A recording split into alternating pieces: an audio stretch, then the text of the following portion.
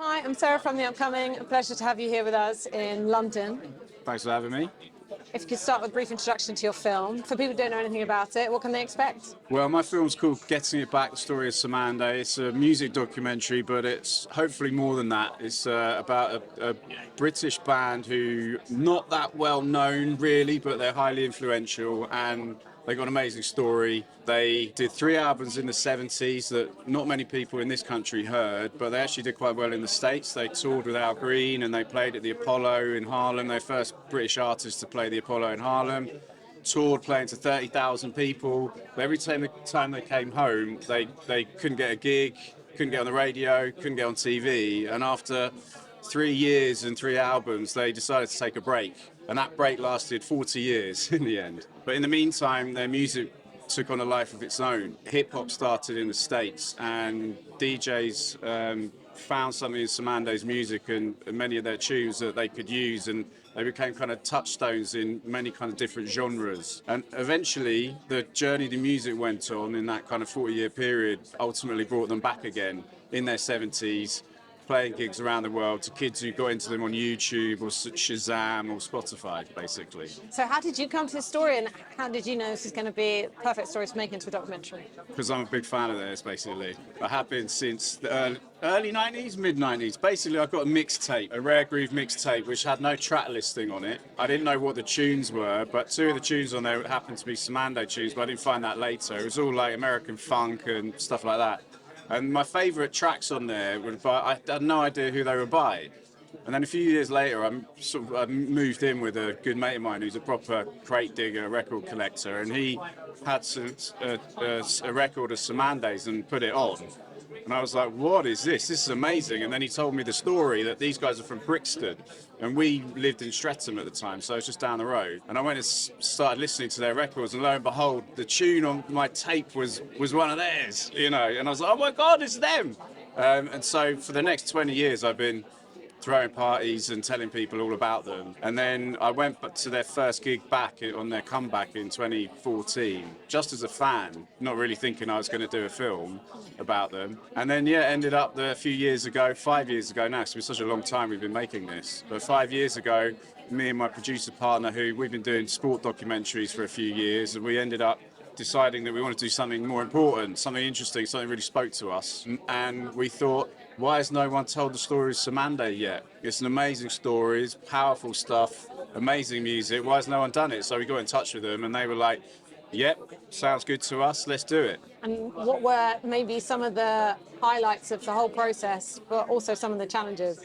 The highlights of the shoot, of the production, the highlights, there's so many of them, it's hard to know where to start. But I think for me, the very first day I did with the 5 of the original 6 members of the band, we went to a rehearsal space in Acton. They were jamming, we were just chatting for 4 or 5 hours, and it was an incredible thing. And that was the shoot where I realised that, my God, there's really an amazing story here, and much more powerful than just the music side of it. You know, they told me all about their experiences growing up in Britain. They all came over as kids, you know, in the 50s from the Caribbean, 50s and the early 60s. And they were telling me all the obstacles that they faced, the struggles that they overcame.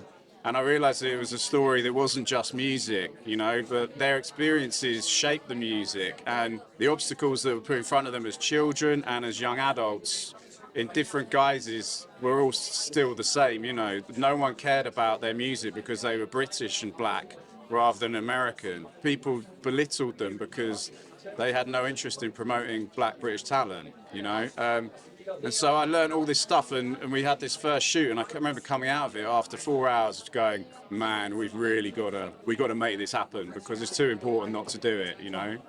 But then there's other highlights like, you know, Cut Chemist, one of the amazing DJ in LA. I spent 3 hours around his house filming, just listening to music and talking about Cymande, meeting people like Norman J and Jazzy B and Mark Ronson and all these kind of people, where you're just chatting about music with them, you know, on a level. Because the great thing is that these guys wanted to do it because they're fans of the band. Often you do interviews with people for documentaries and they don't want to do it, or they only did it for the money. You know what I mean? But these people, they were like, as soon as we said, do you want to be part of this? They were like, yes. And so then the interviews are just an amazing experience. Me talking with Norma J about music is something that just blew my mind, you know. What do you hope people take away from watching it, and in particular having it play here in London Film Festival? You know, Well, seems like the perfect place. I can't believe I'm so excited that it's playing London Film Festival. You know, it's my hometown. It's the band's hometown. We had a world premiere at South by Southwest in March, which was amazing, and a band played at the music side of it. Because the time, you know, between then and London was always our big thing, our big hope. So we had to wait a long time. People have been saying to me, "When's it coming to the UK? When's it coming to the UK?" I'm like, "Just wait. We got to wait for London. We got to wait for London." And so now it's here, and it's sold out in an hour, both screenings. I'm like, I can't believe it. Because the thing with South by, they don't sell tickets in advance. So we were having these kind of fever dreams about no one's going to turn up. When we get in there, it's going to be empty. But now we know tickets are sold out, so I can sleep nicely this week knowing that there's going to be people in the room.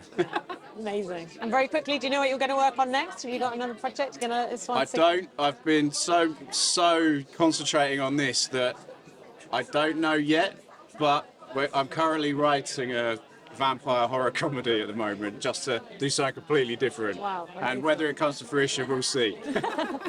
Well, thank you so much for sharing all that with us. No I really worries. enjoyed presenting your film here in London. Thank you very much. Cheers. Cheers.